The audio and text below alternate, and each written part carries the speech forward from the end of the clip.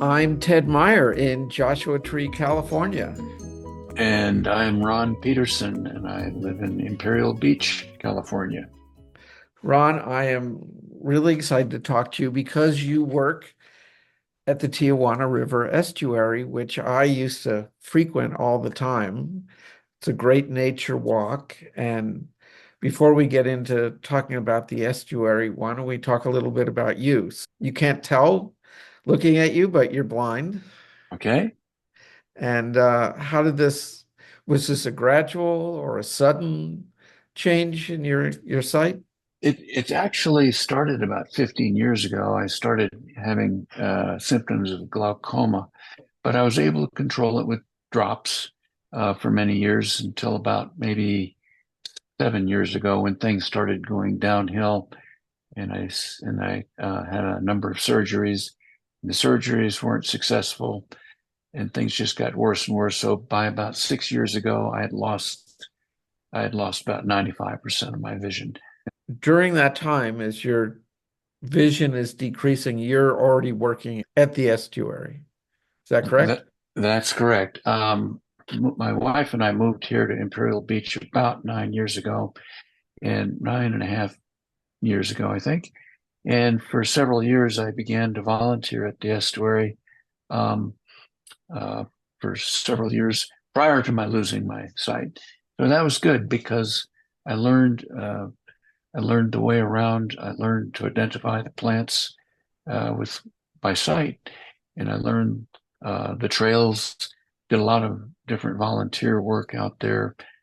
But then, like I said, about 5.5 years ago, I pretty much lost my vision, and that kind of threw me into basically, I fell into kind of a deep hole for a while.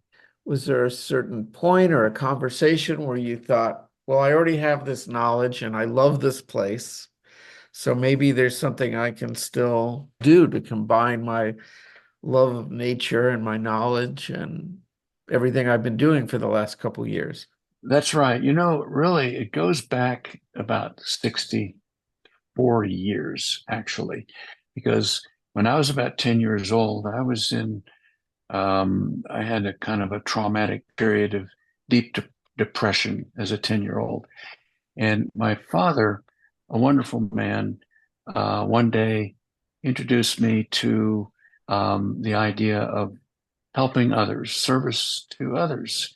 Um, and that really stuck throughout my life. I've been involved in different volunteer activities, but when I lost my vision about 5.5 years ago, I fell into kind of a deep hole, and I guess I kind of forgot um, about that volunteering thing. I didn't know how I could work out there. I didn't know what I could do with my life at all. And basically, what happened was I I kind of remembered and reconnected with the values that my father taught me about my love of nature and also this spirit of giving. And so I began to talk to the people at the estuary, and together we came up with this idea. I'd already learned the plants by sight, and I knew my way around. So let's put together a new nature walk where a blind person would lead people and introduce them to the native plants, where we learn about the plants with all five senses, especially touch and smell. But even hearing and taste come into play. And that's what really helped me to dig myself out of that hole. I really am a happier person now than I was even before I lost my vision. A lot of people don't understand that, but it's true. Basically, what happened was I learned to combine some of my skills and interests with this special sauce, this spirit of giving and sharing with others, this volunteerism, this philosophy, I think can help people overcome dark periods in their life. So after years of giving tours as a sighted person, it was finally time to give that first tour as a blind person. So what was that like? Oh, it was wonderful because people really appreciated this.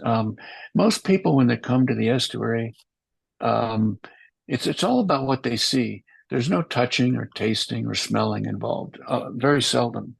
They look and the flowers are beautiful. And but what these people discover is that it's a much fuller experience to listen to the plants. Some of for example, the bladder pod, they have little seed pods that rattle when you shake the plant. And there's the bees in the lemonade berry, and there's the whisper of the Fremont cottonwood when the wind's blowing, uh, the leaves uh, the leaves in the tree give off kind of a whispering sound. That's how it's been described. So when people are introduced to these other sensations, one of the things that I think makes it special for me and my visitors is this concept called nature deficit disorder. That's the idea is that especially young people nowadays with the social media and their noses buried in their phone and um, they don't get outside. That's one of the things I enjoy the most with my visitors is a lot of children join the parents, and it makes me especially happy to introduce to the youngsters the wonders of nature with all five senses.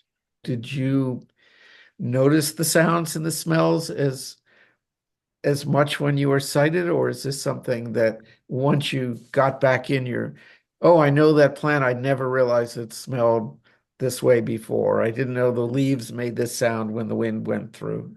It's the latter. You're exactly right.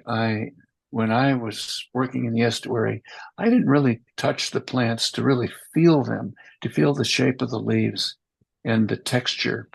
Um, no, I didn't really, I don't think I ever really smelled the plants. Maybe occasionally I would, but I certainly didn't pay attention to these other four senses. You know, this visit to the estuary, we have a name for it. It's called eye-opening experience without sight. And I'm finding that it's of interest to not just the sighted visitors, but as you can imagine, um, it's it's very interesting to my blind visitors. This is the only way that they can appreciate these beautiful native plants is the other four senses. Whereas for the sighted visitors, it's really about expanding their appreciation beyond sight into all five senses. And this has brought a lot of happiness into my life because because I feel like it's helping people, and that really is important to me. Have you done any blindfolded tours for sighted people? Well, I don't actually ask people to use blindfolds. I ask people to please close their eyes. Come over here and touch this plant and close your eyes. And almost everyone is willing to do that. A sighted person kind of dominates your senses. And when you close your eyes, that's when you are going to pay much more attention to these other senses. I have no sense of smell or very bad. I can smell peaches and greasy food like pizzas and hamburgers. So Aha. I've always touched plants. What are the Oh, leaves velvety? Are they smooth? Does right, pollen come off in my hands? So I'm walking down the street like, there's if there's a bush, is the leaf soft or is it hard? I've always paid attention to that because other people will say, "Oh, did you smell that plant?" And I'm like, "No, I can't right. smell it, but I can tell you what it felt like." Maybe you could tell us a little bit about what it was like when you first lost your sight. The first year or two when I lost my sight, I remember thinking to myself and even telling other people, it was it was scary, it was depressing, and I remember thinking I would give an arm and a leg or two legs and an arm to have my sight back. But as each year goes by and I learn how to live with it and I learn how to adapt to this situation, then I realized that in a sense, losing my sight was kind of a gift because it has empowered me to to to relate to people in a different way. I couldn't do what I'm doing now if I had my sight. And it's almost like a gift.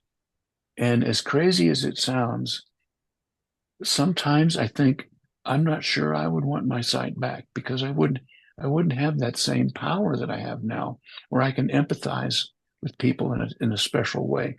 I have to ask, do you have a favorite plant out there?